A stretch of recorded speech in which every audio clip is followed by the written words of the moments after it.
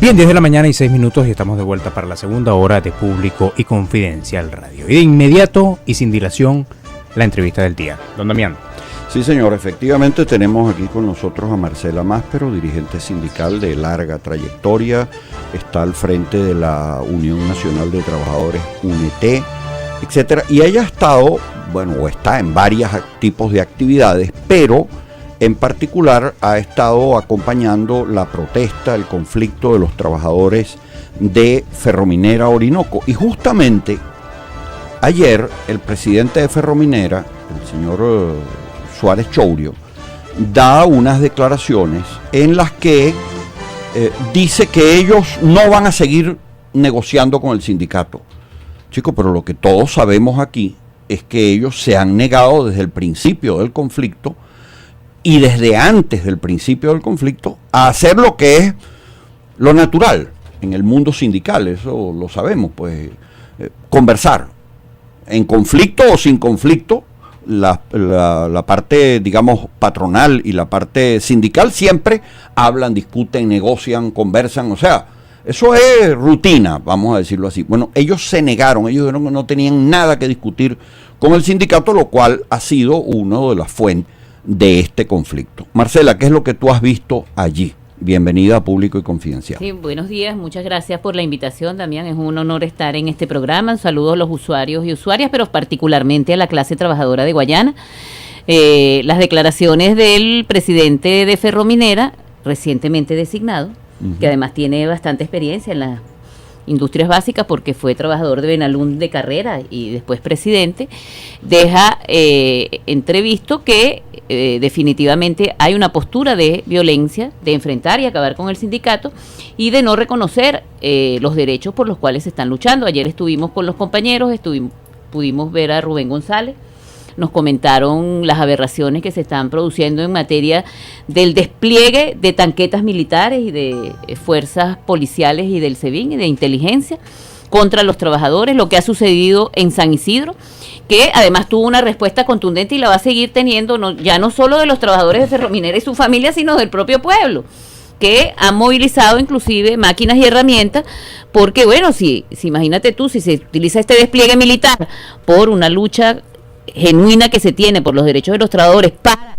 negar la legitimidad que puede tener una organización sindical, la cual fue interrumpido su proceso por gente que justamente Suárez Chourio está apoyando, que pretendan volver a los portones cuando han sido sacados de allí porque están siendo despreciados por los trabajadores. Definitivamente deja abierto el carácter de este gobierno de una dictadura, y en el marco de lo que tú señalas, Damián, que es natural, que es el diálogo que se debe dar, que debería existir en el país, hay que reconocer también lo que es. Y ayer mismo se firmó el contrato del sector aluminio. Participaron todas las organizaciones sindicales. De distintas tendencias. Y la otra cosa, ¿es legitimada o no? Porque entonces ahora tú me dices, no, yo no puedo discutir en Ferrominera porque es que no han hecho las elecciones, pero yo las paralicé. No puedo discutir en Sutis porque no han hecho las elecciones, pero yo las paralicé. Y ellos pretenden decidir. Entonces hay que celebrar el hecho de que se haya dado ese contrato, pero tenemos profundas dudas que lo vayan a pagar. Porque una cosa es discutir el contrato y que se haya hecho, y queremos decir que eso es positivo, pero lo otro es que realmente se vaya a dar los acuerdos que allí se... Sí, efectivamente nosotros hemos hablado mucho de este tema, ¿verdad? De cómo el gobierno impide las elecciones sindicales, bien vía CNE o bien vía TSJ, cualquiera de las dos, y después que las impide, con cualquier subterfugio, pasa meses o años. En el caso de Sidor creo que llevamos 3 años, si no recuerdo mal. Si ¿cuántos años? Dos años, con las elecciones suspendidas, ¿verdad? Ajá. Y entonces, pero ellos suspenden, no corrigen si es que había algo que corregir. Uno sabe que esos son cuentos, pero bueno, y lo dejan correr y después te dicen, no, pero es que tú estás ilegal porque no has hecho las elecciones. Bueno, yo me acuerdo de esa canción que era muy popular hace unos cuantos años, que decía, tú lo que quieres es que me coma el tigre. Sí, pero además en el caso de Sidor, fíjate, en las elecciones de Suti estuvimos involucrados, los acompañamos al tribunal a todos los compañeros, a la comisión electoral, nosotros estuvimos, porque el tema de Sidor era tan grave que ese hecho no era, afecta solo a Sidor, ¿vale? Afecta a cualquier organización sindical de este país. Pero además, fíjate, en Sidor siempre se habían dado las elecciones en Sutis sin el CNE. Sí. Las elecciones en Guayana se han hecho siempre sin el CNE y ha habido una práctica democrática de los trabajadores de participar y sobre todo de los dirigentes de reconocer esos resultados. Y bueno, creo que hacer una reflexión, que lo que faltó, que se intentó hacer de las diferentes fuerzas allí que estaban, era que tenían que haber seguido haciendo su proceso electoral, es que tiene que retomar por las bases y obviar lo que está pasando con el CNE y el TCJ, que ya sabemos que están al servicio de el régimen y del corporativismo sindical, al cual ya nadie los quiere. O sea, yo pregunto si el viceministro del Trabajo, que se arrodilló allá ante los pueblos del mundo en el Consejo de Administración de la OIT para jurar ante el mundo que este era un gobierno obrerista, cuando fue admitida nuestra queja, ampliamente conocido, pues se puede parar en un portón. Se puede parar en un portón de las industrias básicas aquí. Puede ir a Sidor. Claro. Se puede parar en Ferrominera. O sea, tú fuiste trabajador o no sé si eres todavía de la nómina, ¿ves? No solo sin escolta, no tendría que llevar a lo mejor las tanquetas y esas fuerzas militares para que lo protegieran, porque habiendo tenido el poder que han tenido, ni siquiera han sido capaces de responder a su propia carrera, porque son trabajadores, fueron trabajadores y han olvidado absolutamente todo. Pero precisamente tú acabas de mencionar a la Organización Internacional del Trabajo, la OIT, y tú representas a un sector de la sociedad venezolana, o eres una de las representantes, no la única, de un sector de la sociedad venezolana, que son los trabajadores. Hay que aclararle a los oyentes, que supongo que no conocen todos mucho cómo es esto de la OIT, que la OIT está establecida desde hace 104 años, sí, 104 años. Ajá. Y establece que los países están representados por el gobierno, por la parte patronal y por la parte sindical. Correcto. ¿Verdad? Es tripartito y todo funciona bajo esos términos. Bueno, ustedes han llevado la queja de estas violaciones. También, por cierto, la parte patronal, actualmente su representante de hace algún tiempo es Jorge Roy, sí. También ha llevado quejas similares. Ahora, yo sé que el convenio 87, sí. El convenio 87 firmado a nivel de la OIT, prohíbe que los estados intervengan sobre la vida interna de los sindicatos. Es correcto. Pero aquí se estableció la intervención del CNE, del TSJ, y legalizan a los sindicatos o los semi-legalizan o crean toda una situación. Eso no se ha discutido en la OIT. Sí, fíjate, Damián, nosotros estamos en la OIT y nos hemos unificado como movimiento sindical, las 4 centrales sindicales autónomas independientes, está la CGT, está CODESA, está la CTB y Únete. No puedo dejar de decir que en algún momento nosotros fuimos a combatir que se utilizara eso como un escenario político que creíamos contra un proceso que veíamos que podía dignificar a los trabajadores. Y entendimos después, hace 5 años, que era una instancia jurídica internacional, que es la única en la cual tenemos representación los trabajadores, y empezamos a hacer uso de esa instancia. De hecho, el caso de Rubén González y su detención está allí, y se pronunció en la OIT. El caso de los compañeros de Transporte Camila, entre los cuales está Leonel Grisé también, y su orden que tienen permanente de presentación, que no ha sido resuelto después de 10 años, y otros casos emblemáticos. Inclusive llevamos una denuncia formal al Comité de Libertad Sindical por los 3 compañeros delegados de Sidor que fueron detenidos después de esa multitudinaria marcha, y que simplemente era para desactivar y desmovilizar a los trabajadores de Sidor. Y por supuesto, en estos momentos cursan 2 quejas. Tenemos varios mecanismos de control, tiene la OIT, y una de ellas son las denuncias al Comité de Libertad Sindical, y hay otra que es el nivel superior, que es la queja artículo 26 con solicitud de comisión de encuesta, que lo accionó Fede Cámara el año pasado, en la conferencia del año pasado, en junio, y nosotros como trabajadores la accionamos este año. Por cierto, como el gobierno no nos acredita como delegados, ni formamos parte de la delegación, lo hicieron otros trabajadores porque es requisito ser presentada por delegados de los trabajadores, y fue admitida ahora en el Consejo de Administración. Permíteme decir además que es la primera vez que un país está cuestionado por las 2 partes, los 2 actores fundamentales de la OIT, que están allí, que son los empleadores y los trabajadores. Es el único gobierno en el mundo que ha sucedido esto. Y además que... ¿Qué consenso? hay consenso. Pero además, ¿sabes por qué es tan importante, Damián?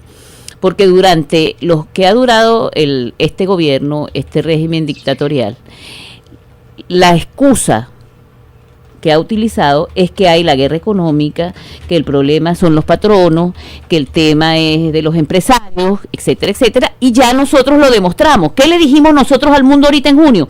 Que hay violaciones de los trabajadores, que acaba de aceptar la OIT definitivamente, cuando acepta nuestra queja, que hay problemas con los trabajadores y además no solo es el convenio 87, que es cierto, hay innumerables posiciones de la OIT con relación al no uso del CNE, hemos levantado acuerdos, etcétera, etcétera, pero ellos lo usan.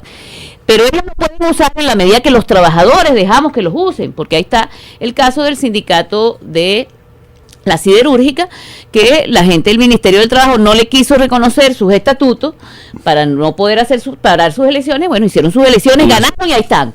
Tú dices, hay que aclararlo, porque dijiste la siderúrgica. De la Corporación Siderúrgica Nacional, que lo preside Alejandro. Es correcto, que es el caso de Sidernac, que ya tuvimos aquí hace unos días a Alejandro Álvarez, que nos explicó sobre ese caso. Eso. Y después, el convenio 87, pero también nosotros hemos, fíjate, a través de José Prat, que es diputado del Estado Bolívar, nosotros hicimos contacto con la Comisión de Política Interior, él nos llevó los casos además de despedidos con ocasión al referéndum revocatorio. Eso viola el convenio 111 de la OIT, ratificado por el Estado venezolano, sobre la no discriminación en el trabajo.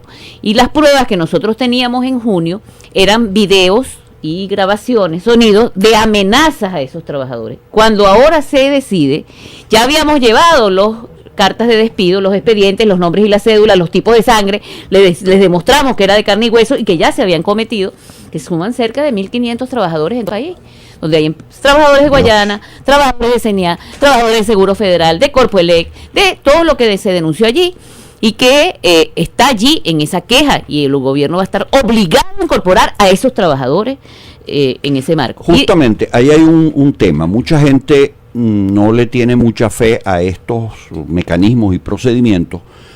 Yo sí creo que son muy útiles y que esa presión logra cosas, pero hay mucha gente que no le ve, vamos a usar la expresión popular, queso a la tostada. El queso a la tostada, exacto. Dice, pero ¿cómo que la OIT obliga al gobierno? ¿Cómo es? Porque el gobierno sigue despidiendo a la gente y no le hace caso, o sigue violando la libertad sindical.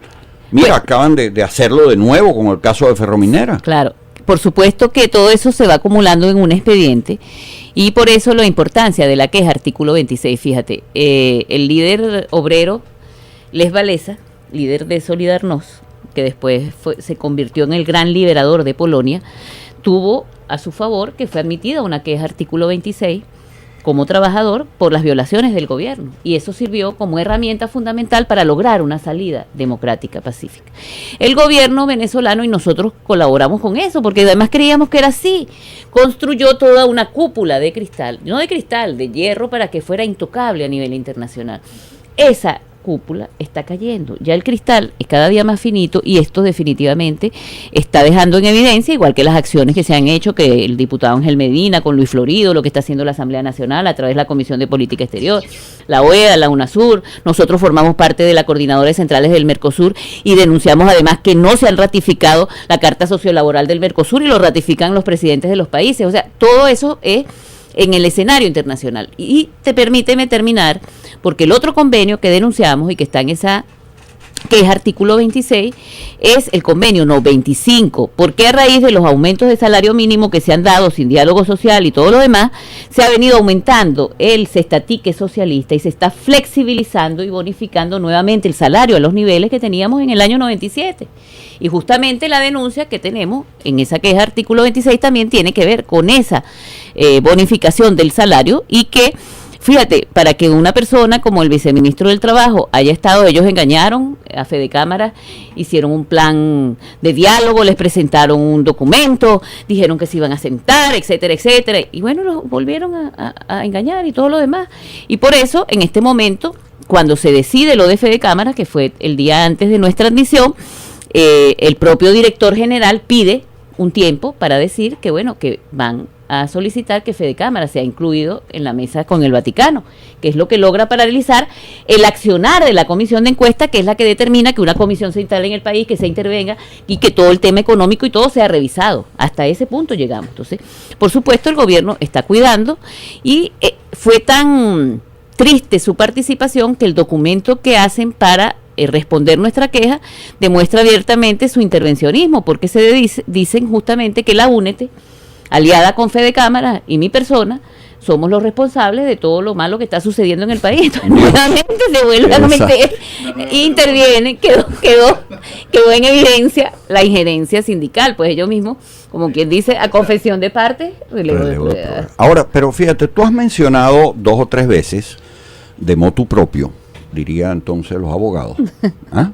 Estoy hablando yo como los abogados, Dios mío. Ajá.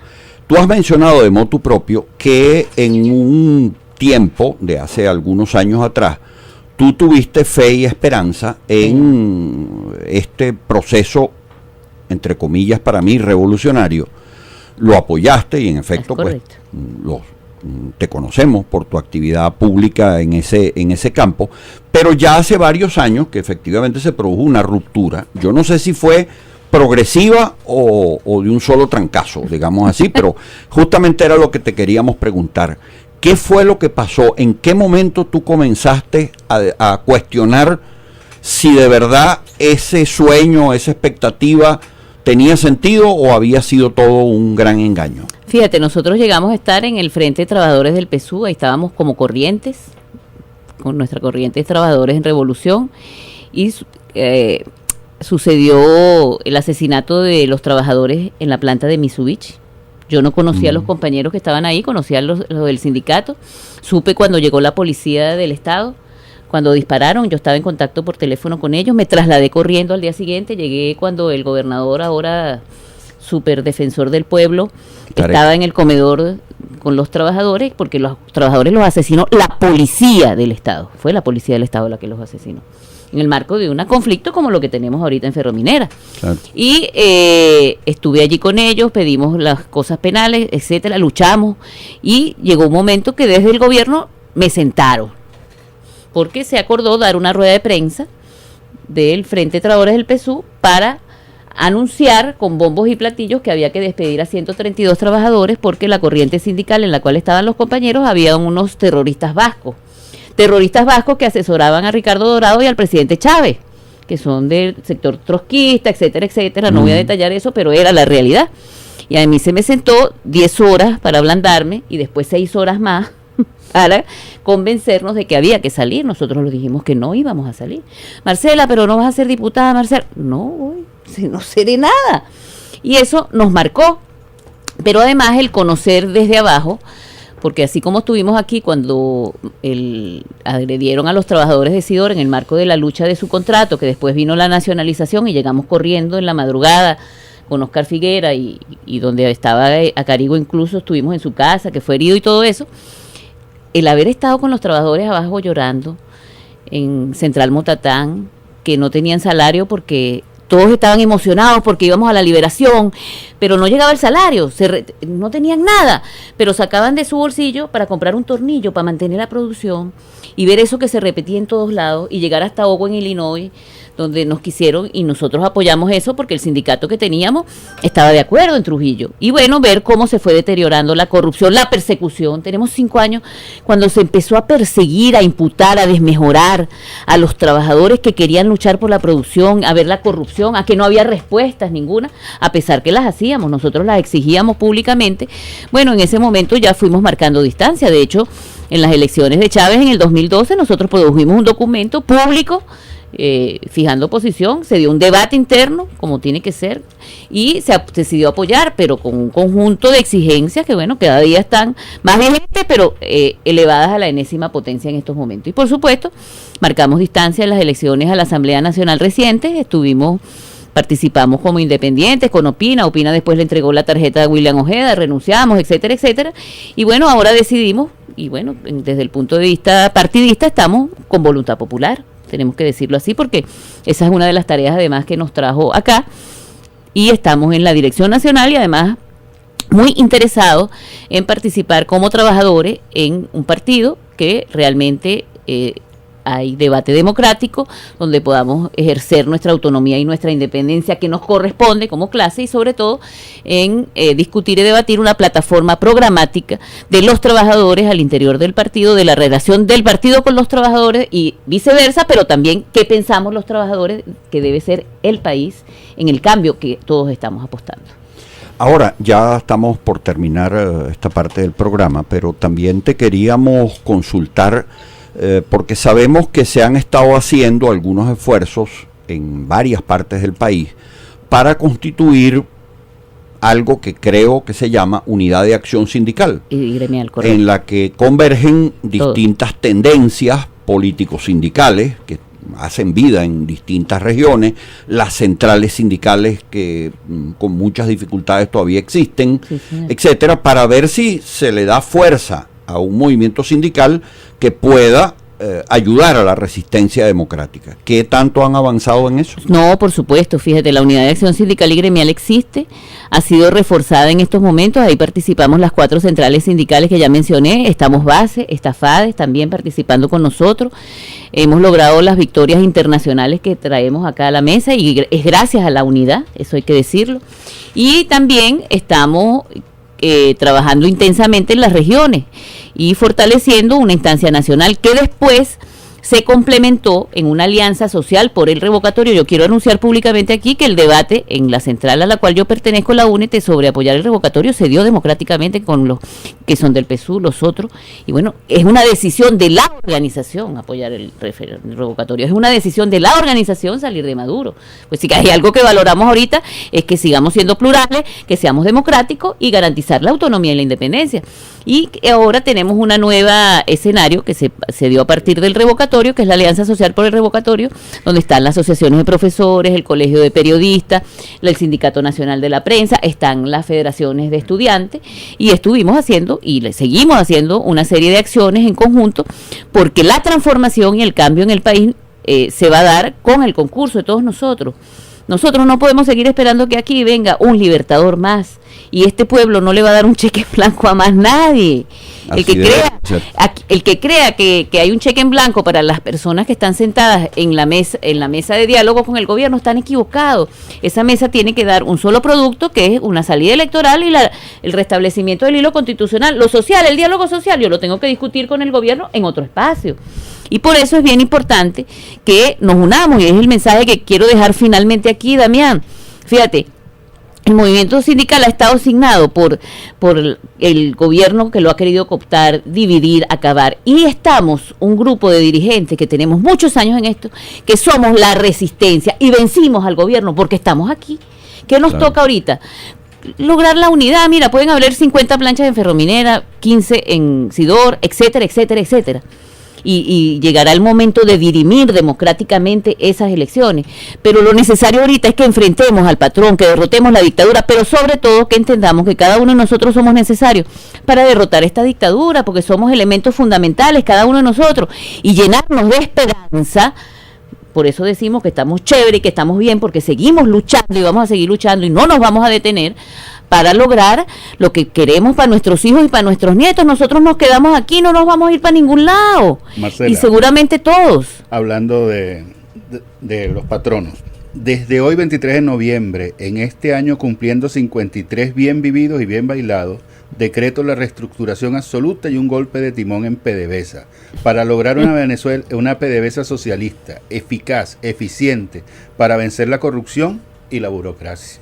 Bueno, ese es otro show más, eso simplemente es un nuevo decreto para tratar de decirle a los trabajadores que van a dirigir, que van a participar o protagonizar, y el mejor ejemplo lo tenemos aquí en Guayana, cuando se habló del control obrero, que muchos creímos que iba a ser así, y se utilizó para fortalecer sectores que acabaron y destruyeron estas empresas. Para sacar adelante estas empresas necesitamos, y además acabar con las horrorosas diferencias entre San Félix y Puerto Ordaz, que hemos hablado siempre, en una zona tan rica como esta, y tan pujante, que debemos volverla a tener.